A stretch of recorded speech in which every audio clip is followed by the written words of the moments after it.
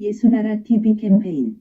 오직 우리 주 예수 그리스도의 찬송의 옷을 입고 항상 넘치는 감사와 찬송으로 성령 대각성을 아버지 하나님께 구하는 것이 구국의 유일무이 지름길이다.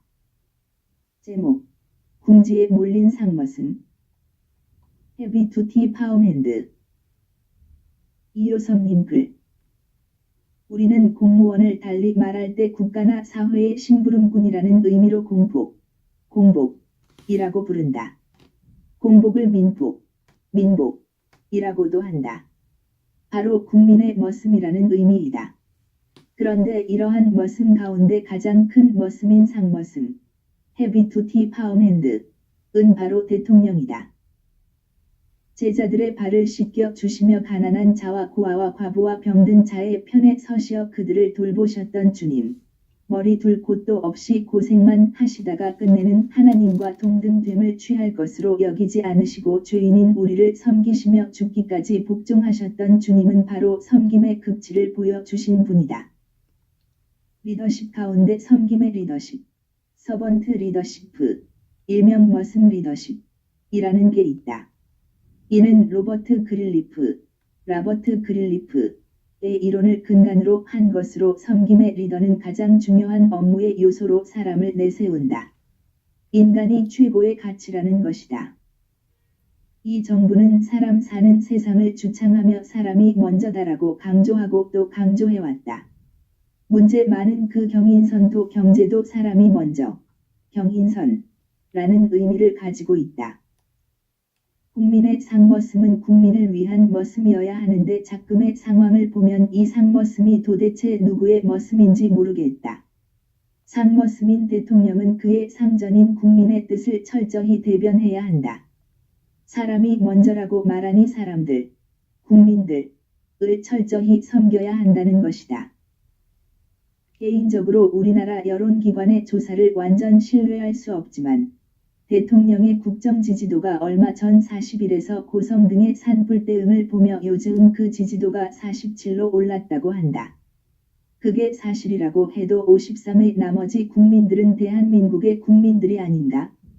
아직도 대통령에 대한 국정 지지도가 50를 넘지 못하고 있는 작금의 상황에서 도대체 어떤 국민들이 심부름을 시켜 미국에 가 또 트럼프에게 북한에 대한 제재를 풀어달라고 애걸했단 말인가?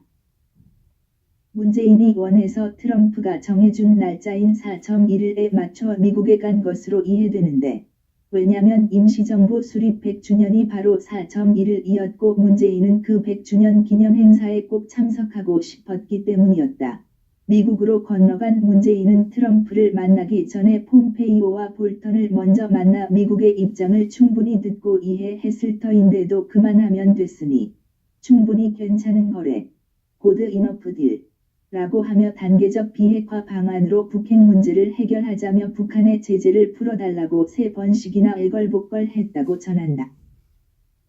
트럼프는 문재인에게 올바른 거래, 라이트 딜, 즉 전면적 핵 폐기와 그에 따른 제재 완화를 해야 한다는 포괄적 합의를 하자고 했고, 문재인이 말하는 스몰 딜이 아닌 빅 딜의 필요성을 강조하면서 문재인의 제재 완화 제의를 거절했다. 트럼프는 문재인을 상대하지 않고 기자들과 질문을 받는 형식을 취하다 보니 단독회담은 사실상 무산되고 특히 부인들도 같이 배석하다 보니 의도적이든 아니든 정상회담이 이루어질 수 없게 되었다.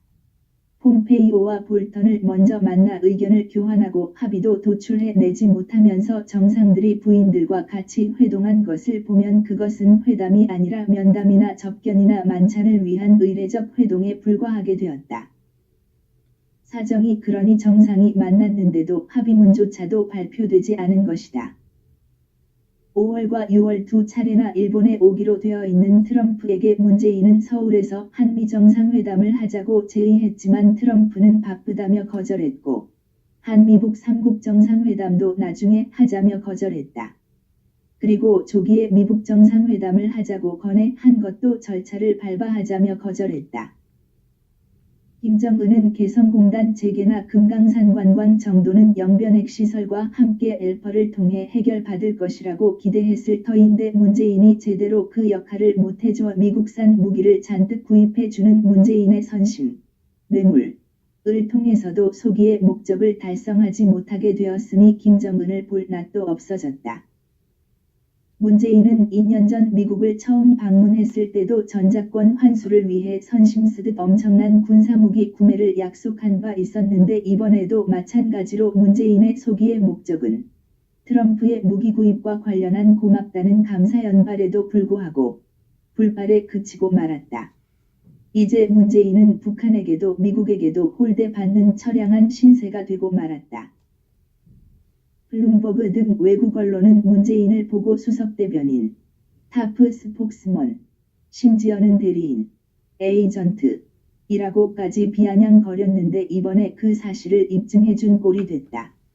경제, 외교, 국방 등 전방위적으로 문제가 발생하여 국운이 위태로워진 대한민국과 그 국민들을 위해서만 머슴 노릇을 해야 하는 국민의 상머슴 대통령이라는 사람이 이번에도 김정은의 대변인과 대리인 역할을 충실히 수행하려고 했기 때문이다.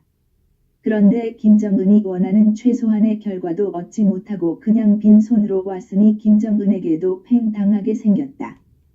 표면적으로 나타나는 문재인의 노력에도 불구하고 이즈음 북한 김정은은 고난의 행군을 의미하는 자력갱생을 노동당중앙위원회에서 25차례 언급하고 핵무력 완성을 강력 시사하고 있기 때문이다. 이런 상황에서 우리의 상머슴 문재인은 엄습해오는 국내외적인 커다란 문제들을 과연 어떻게 대처하고 수습할 것인가? 아무리 생각해도 상머슴을 교체해야 나라가 다시 살아날 것 같다. 글쓴이 이효섭 목사 본 동영상은 북한인권 구국기도 사이트 www.korea318.com에 들어가시면 글로도 보실 수 있습니다. 진리의 성령으로 행하시는 분들이 함께해서 성경의 진리로 구국을 해야 한다고 우리는 확신합니다. 성령의 깨달음을 함께 하시는 분들은 문자를 남겨주세요. 공감하시면 구독 꾹, 좋아요 꾹. 핸폰 010-4025-7004 후원